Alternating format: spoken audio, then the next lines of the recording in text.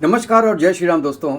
आज के वीडियो का मेरा मकसद कुरान की एक सूरह इमरान आयत 28 के बारे में बात करना है, जो परसों के दिन पाकिस्तान के DGISPR जो कि स्पोक्स पर्सन है पाकिस्तान आर्मी के, उन्होंने यूज़ किया था। वैसे उन्होंने अपनी 2.5 घंटे की प्रेस कॉन्फ्रेंस में कई चीज़ों पे डिस्कशन किया है और इंडिया के बारे में भी बहुत बोला है, अफगानिस्तान के बारे में भी बोला है, लेकिन जिस तरीके से उन्होंने इस आयत का यूज़ किया उस पर मुझे बहुत बड़ा ऑब्जेक्शन है। इसीलिए मैं हमेशा बोलता हूं कि इस्लाम का दुश्मन जितना बड़ा पाकिस्तान है ना, कोई दूसरा देश नहीं है।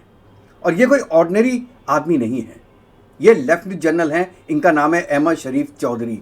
अब चौधरी नाम से तो लगता है कि 2 जनरेशन पहले ये हिंदुस्तान से गए होंगे या हिंदू होंगे। एनीवेज, ये हमारा टॉपिक नहीं है आज। पहले हम सुनते हैं कि इन्होंने उसके बारे में क्या बोला है, इस आयत के बारे में, फिर इसके बारे में हम डिस्कशन करते हैं दोस्तों।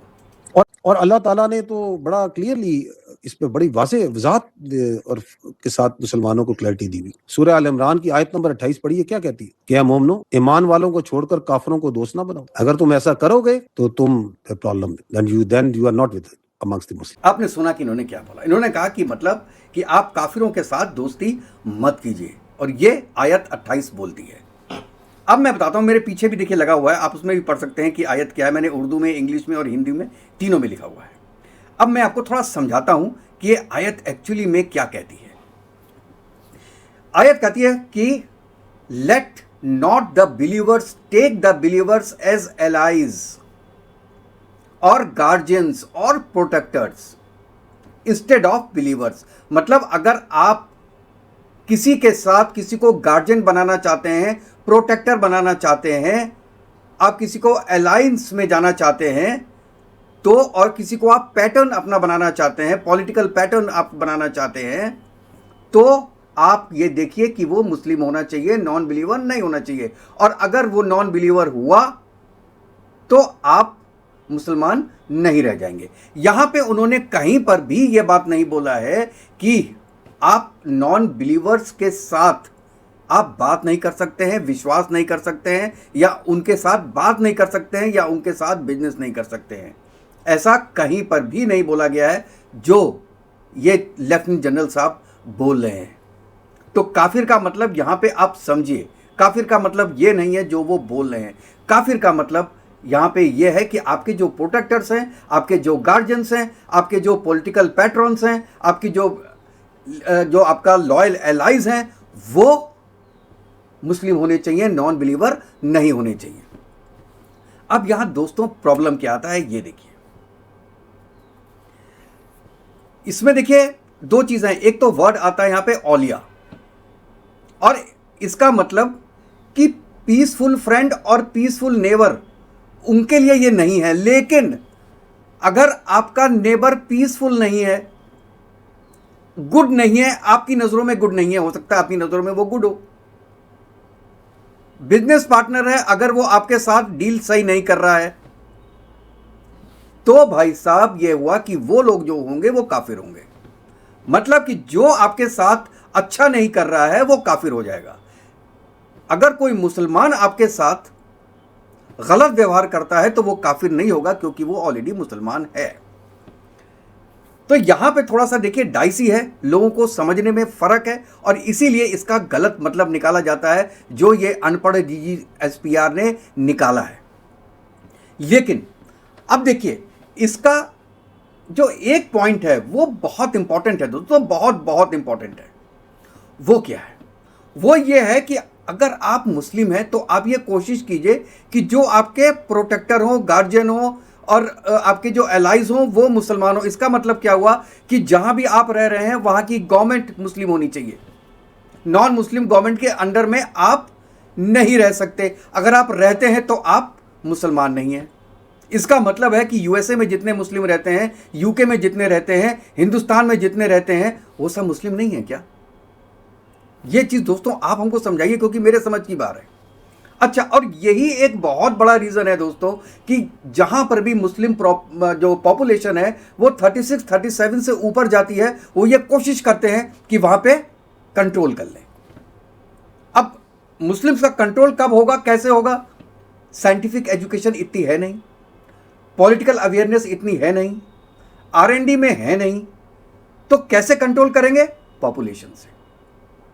पॉपुलेशन बढ़ाओ, और एक बार जब नंबर बढ़ जाएगा तो अगर डेमोक्रेसी है तो भी उसमें फायदा आएगा, और अगर वहां पे राजाशाही है तो भी वहां पे काम आएगा। पॉपुलेशन हमेशा वर्क करती है। तो आपको कुछ कंट्रीज का नाम पता है दोस्तों, जो पहले नॉन मुस्लिम थी, बाद में मुस्लिम हुई है? आप नाम सुन के हैरान रह जाएंगे। अब देखिए, कुछ तो हमारी कंट्रीज हैं, जैसे एक तो है ईरान। ईरान जो है वो पहले ज़ोरास्ट्रियन था। तो मैं और डिटेल में जाना नहीं चाहता, ये पारसी था पहले ईरान, तो वो जो है वो अब 100% मुस्लिम है। मैं केवल कंट्रीज के नाम गिन के आपको बताऊंगा, बाकी तो आप देख सकते हैं। Iran, Afghanistan, Pakistan, Bangladesh, Indonesia, Malaysia, Brunei, Maldives, Uzbekistan, Kazakhstan, Kyrgyzstan, Turkmenistan, Tajikistan, Turkey, Albania, Bosnia, Kosovo, Azerbaijan, Egypt, Algeria, Morocco, Tunisia, Libya, और अब लेबनान, और भाई साहब पूरा यूरोप, लगभग यूरोप अभी प्रोसेस में है। तो क्या हो रहा है कि इतनी कंट्रीज का नाम मैंने बताया, वो पहले नॉन मुस्लिम थे, अब मुस्लिम हुए। क्यों? इस आयत के रीजन से कि हमको जहां रहना है वो जगह कंट्रोल होनी चाहिए, मुस्लिम से, नॉन मुस्लिम से कंट्रोल नहीं होनी चाहिए। यह ज्यादा डेंजरस चीज है उस चीज से जो कि लेफ्टिनेंट जनरल ने बोला कि जो है वो काफिरों के साथ रहना या उनसे बात करने में प्रॉब्लम है, और वो नॉन मुस्लिम हैं, इसलिए आप उनसे बात नहीं कर सकते हैं या उन पर विश्वास नहीं कर सकते हैं। दोस्तों, जैसा कि मैंने बताया कि अब यूरोप में आपने कल देखा कि मोरक्को से 60,000 लोग स्पेन में घुस गए। अब कितनों को निकालते रहोगे, कितनों को क्या करते रहोगे? यूके में पॉपुलेशन उनकी केवल 7 to 8% है मुस्लिम्स की, लेकिन एक तरीके से अधिकार लगता है कि पूरे यूके में कंट्रोल हो रहा है आपका एक मुस्लिम्स का। अच्छा, और एक चीज़ और है, थोड़ा अकल से भी काम करते हैं। यूएस में ऐसा नहीं करते, ना ही यूएस में करने की कोशिश करते हैं, क्योंकि उनको पता है कि US basically is a uncrowned king of the world. अगर वहां पे करने की कोशिश की तो सब जगह खत्म हो जाएगा ये चक्कर, और यूएस में तो होगा नहीं। इसलिए उन्हें स्टार्ट किया है इंग्लैंड से और यूरोप से। जो कंट्री हो गई वो तो हो ही गई।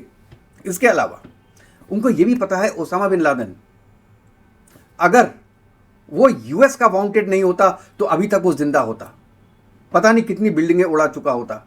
अगर उसने जो 9/11 का कर्म किया वो अगर फ्रांस में किया होता, जर्मनी में किया होता, यूके में किया होता, अभी तक जिंदा रहता, या इंडिया में भी किया होता तो जिंदा रहता।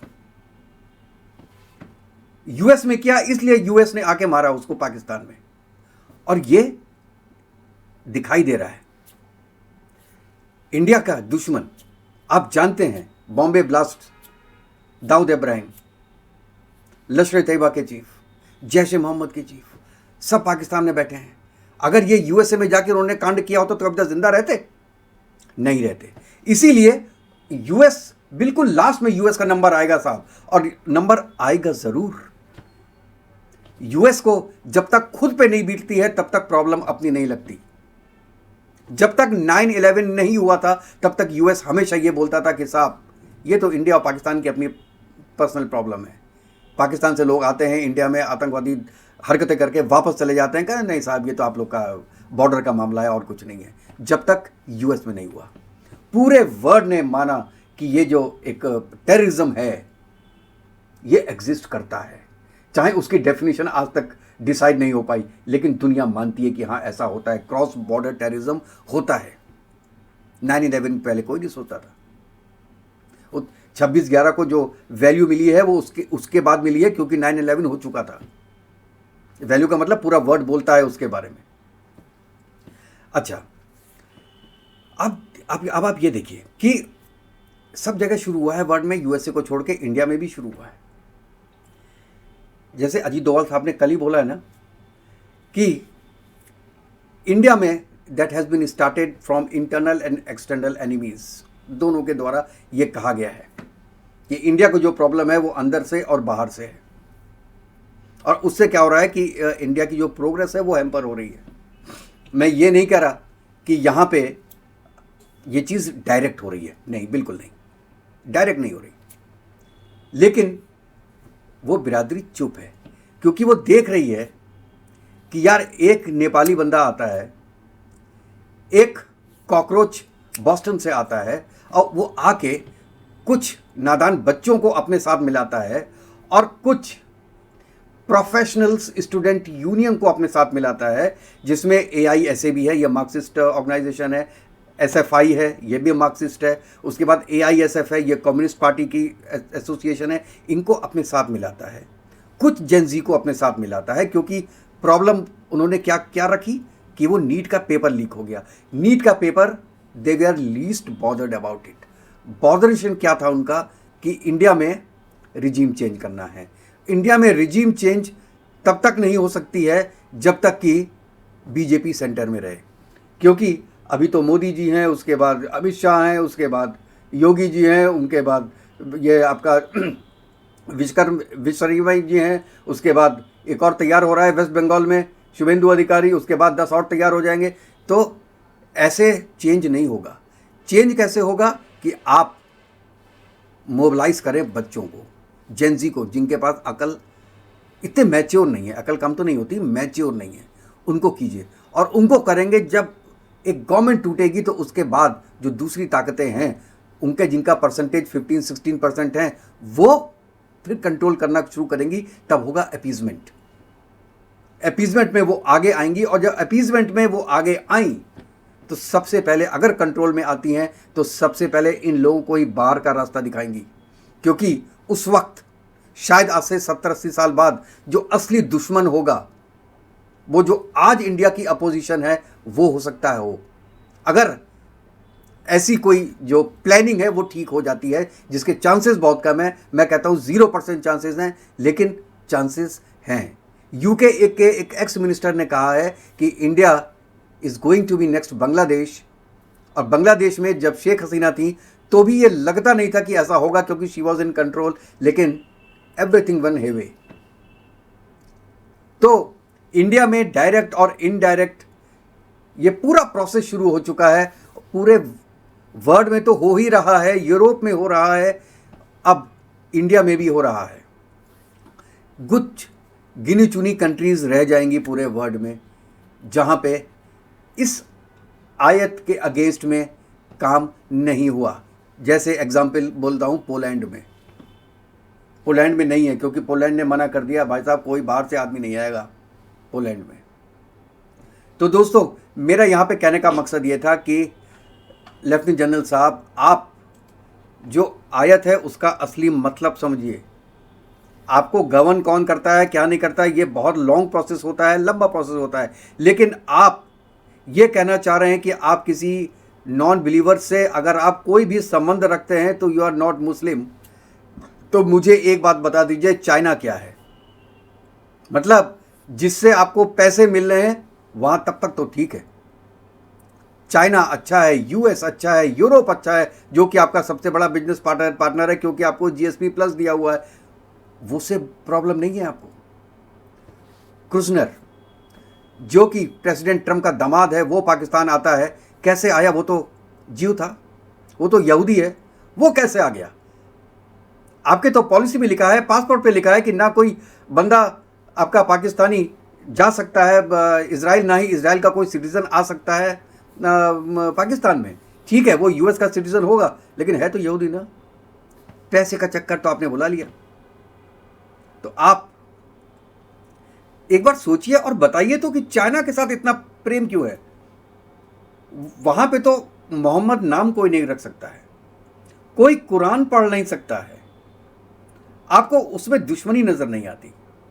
आपको हिंदुस्तान में दुश्मनी नजर आती है, जबकि आपके दादा के पिताजी हिंदू रहे हैं। अपने खून से दुश्मनी। आप कहते हैं अफगानिस्तान और हिंदुस्तान का DNA सेम है। DNA तो आपका भी सेम है, हमारा। और यही हमारी सबसे बड़ी बदकिस्मती है कि आपका और हमारा DNA सेम है। अगर कोई ऐसा तरीका हो जिससे कि DNA चेंज हो जाए तो हम आप सबका DNA चेंज कर दें। तो दोस्तों, इसके बारे में आप अपनी राय ज़रूर बताइएगा कि क्या इस आयत का मिस इंटरप्रेट करके, इसको गलत तरीके से उसका तर्जुमान करके, ट्रांसलेटर करके, क्या ये लेफ्टिनेंट जनरल लोगों को बरगला नहीं रहे? और क्या पाकिस्तान में हिंदू नहीं रहते? क्रिश्चियन नहीं रहते हैं, उनका क्या? क्या वो पाकिस्तान के सिटीजन नहीं है? वो क्या सोचेंगे? चलिए, यहाँ पे रह के हमको तो ज़्यादा इफेक्ट नहीं होता, लेकिन जो पाकिस्तान में हिंदू और क्रिश्चियन रह रहे हैं, क्या उनको फ़र्क नहीं पड़ता होगा इस चीज़ का? एक बार सोचिएगा दोस्तों। और लास्ट में यही बोलूँगा कि लेफ्टिनेंट जनरल साहब, जितनी भी पढ़ाई कर लो, रहोगे तो आप मदरसे वाले ही ना, क्योंकि आप और आपका ख़ानदान, इनके ख़ानदान के बारे में थोड़ा सा आप गूगल कर लो दोस्तों, आपको खुद पता चल जाएगा इनके पिताजी के बारे में कि क्या थे, उनको यूएस ने क्यों बैन किया था पाकिस्तान में, अमेरिका में घुसने के लिए। एक बार दोस्तों आप खुद ही देख लीजिएगा इसके बारे में, और अपनी राय अपने कमेंट्स में ज़रूर दीजिएगा दोस्तों। और अगर आपको ये वीडियो मेरा पसंद आया हो तो प्लीज़ मेरे चैनल को लाइक कीजिएगा, सब्सक्राइब कीजिएगा और दोस्तों के साथ शेयर कीजिएगा। नेक्स्ट वीडियो में मिलते हैं दोस्तों, तब तक के लिए जय हिंद, जय भारत, वंदे मातरम। खुश रहिएगा, स्वस्थ रहिएगा दोस्तों।